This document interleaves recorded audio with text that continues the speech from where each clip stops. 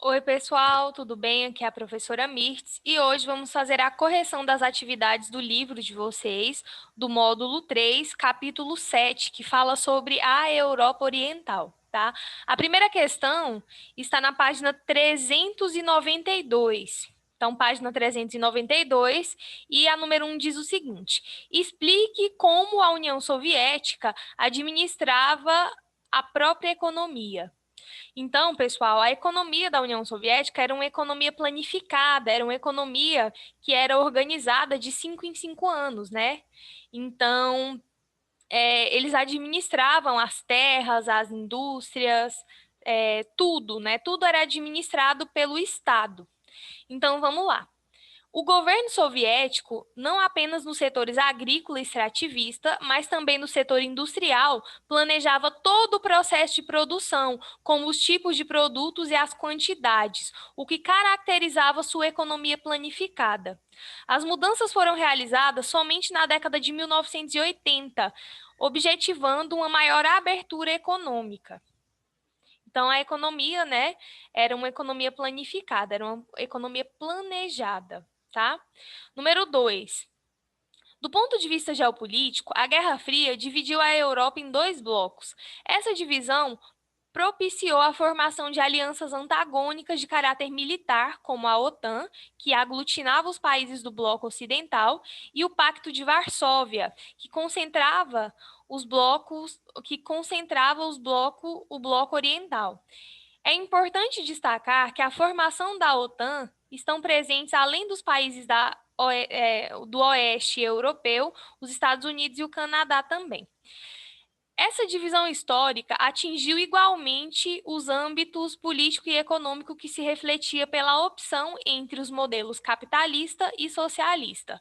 Essa divisão europeia ficou conhecida como cortina de ferro, né? Então, esse termo cortina de ferro era o que dividia, né, a Europa Ocidental da Europa Oriental durante o período aí, né, da Guerra Fria, certo? Número 3. Que fatores levaram à decadência econômica e política da União Soviética a partir da década de 1970?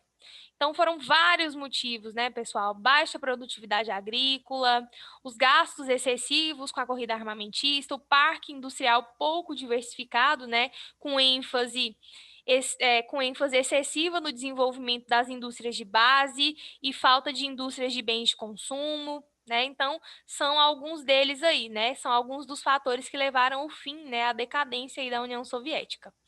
O sistema se mostrou incapaz de atender à demanda da população por eletrodomésticos de qualidade, roupas e até mesmo alimentos. Então, a situação, né, ficou uma situação insustentável dentro da União Soviética. Então, eles não conseguiam, né, produzir o básico, né, que eram os eletrodomésticos, as roupas, os alimentos. Então, isso, né, esses foram alguns dos motivos que levaram ao fim aí da União Soviética.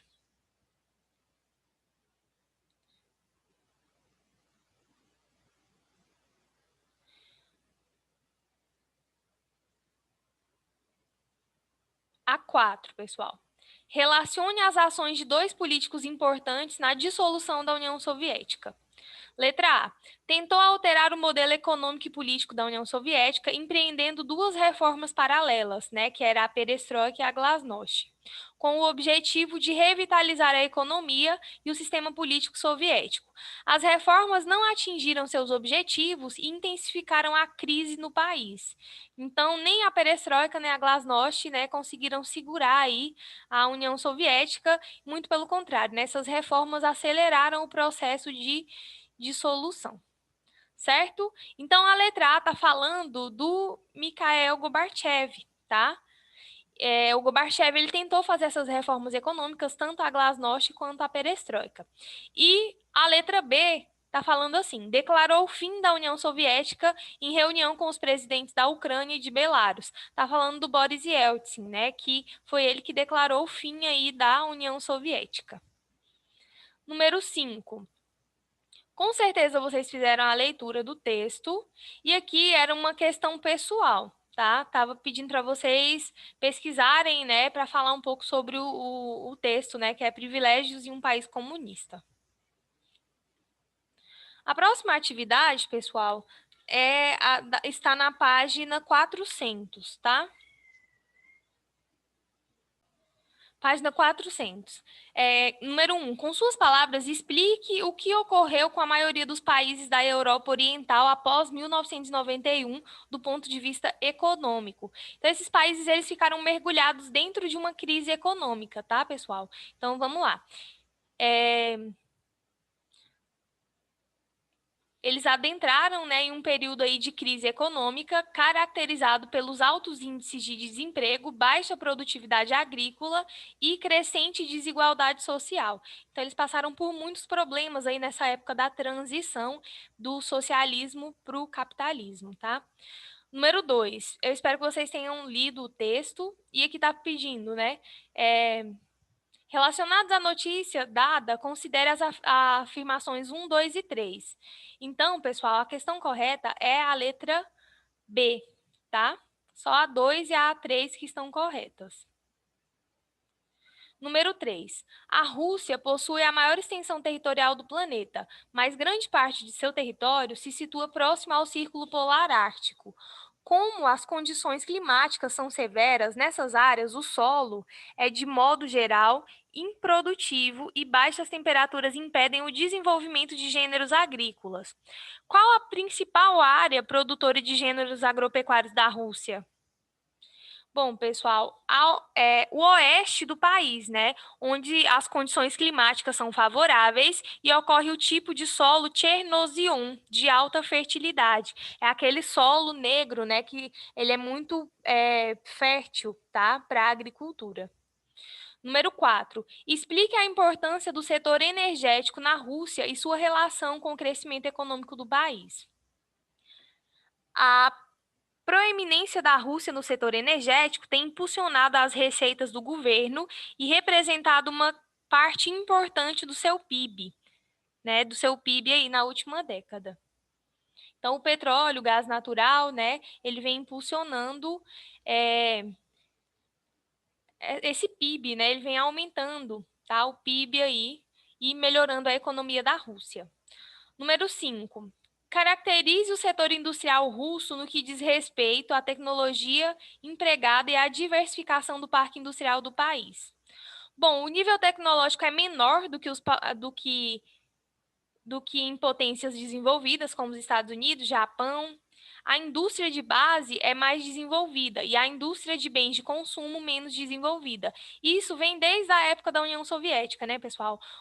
As indústrias de bens de consumo, elas sempre foram menos desenvolvidas, embora, né, o presidente, o Vladimir Putin, ele venha melhorando, né, essa diversificação aí da indústria, tá? A número 6 era uma questão de pesquisa também, era uma resposta pessoal, tá? E agora vamos para a página 407. Bom, página 407. A questão número 1, com certeza vocês fizeram a leitura do texto e, né, tá pedindo para explicar, né? Explique o motivo dessas atitudes relacionadas com a política externa russa no século XXI. O petróleo e o gás natural estão no centro do plano de consolidação da Rússia como potência geopolítica global. Putin vê as reservas de petróleo do Ártico como fundamentais para manter o crescimento econômico. Número 2. A Comunidade dos Estados Independentes, SEI, é um bloco econômico que se formou com o fim da União Soviética para promover maior integração econômica entre os países da Europa Oriental. Sobre esse bloco, responda às questões a seguir. Letra A. Quais são os países que fazem parte da SEI? Armênia, Azerbaijão, Belarus, Cazaquistão, Moldávia, Quirguistão, Rússia, Tajiquistão, Uzbequistão, Ucrânia e Turcomenistão. Letra B. Além da integração econômica, quais são os objetivos da SEI? A organização tem entre seus objetivos a criação de um exército e de uma moeda comum. Letra C. Por qual motivo Lituânia e Letônia se recusaram a entrar no bloco? Né? Eu já expliquei essa história para vocês, né? Estônia, Letônia e Lituânia, elas não queriam se aproximar da Rússia, não queriam ter, né, uma dependência da Rússia, elas queriam se afastar. Então, elas se aproximaram dos países da Europa Ocidental, tá? Então, olha só, Lituânia e Letônia se recusaram a ingressar no bloco porque têm, né, intenção de se aproximar da União Europeia e se afastar da Rússia. Número 3. Por qual motivo existem diversos focos separatistas na Rússia, como na Chechênia, e qual a postura do governo russo diante desses movimentos? Porque o país é diverso dos pontos de vista étnico e religioso. Em algumas regiões existem minorias nacionais, sendo a população majoritariamente muçulmana. O governo reprime esses movimentos e busca manter a integridade de seu território, sobretudo por interesses econômicos. Então, nessa questão, né, da Chechênia, tem uma parte lá que tem gás natural e petróleo. Então, é por isso que a Rússia, né, ela tenta manter a integridade do território aí, por causa dessas reservas de petróleo e gás natural. Número 4. Analise o texto e a fotografia abaixo e, na sequência, responda as questões. Letra A. Ao ascender ao poder na União Soviética, Stalin incentivou fluxos populacionais de russos para a região da Crimeia. Qual foi a consequência desse processo e de que forma isso se relaciona com a crise da Crimeia iniciada em 2014? A ocupação de indivíduos de origem russa na Crimeia tinha a intenção de auxiliar no domínio do território. E a maioria russa nessa região, na atualidade, permitiu ao governo russo obter a aceitação de sua ocupação nessa porção da Ucrânia. Então, pessoal, por isso que começou a crise, né? A Rússia, ela anexou a parte da Ucrânia, tá? Explique a situação que propiciou a crise da Crimeia e qual foi a principal consequência dessa crise do ponto de vista geopolítico. A região foi anexada pela Rússia após um referendo no qual a população assim decidiu. A Ucrânia perdeu o referido território, né? E a crise provocou um aumento na tensão entre União Europeia e os Estados Unidos de um lado e o governo russo de outro. Então, a situação da Ucrânia ela é muito complicada, porque ela perdeu, né, essa parte do território da Crimeia para os russos, tá? Aqui é o resumo do capítulo, né? O que estudei. A, a Europa Oriental engloba países que se tornaram repúblicas socialistas após a Segunda Guerra Mundial. A Revolução Russa de 1917 levou à instauração de um sistema político e econômico socialista. A agricultura na União Soviética era coletivizada e a indústria de base desenvolvida, mas o mesmo não se pode dizer da indústria de bens de consumo.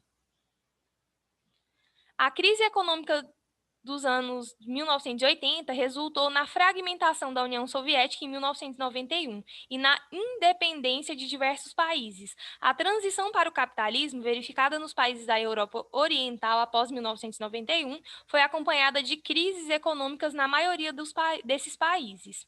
Em função da grande diversidade étnica, diversos focos separatistas eclodiram em alguns países da Europa Oriental, resultando em uma reconfiguração política da região.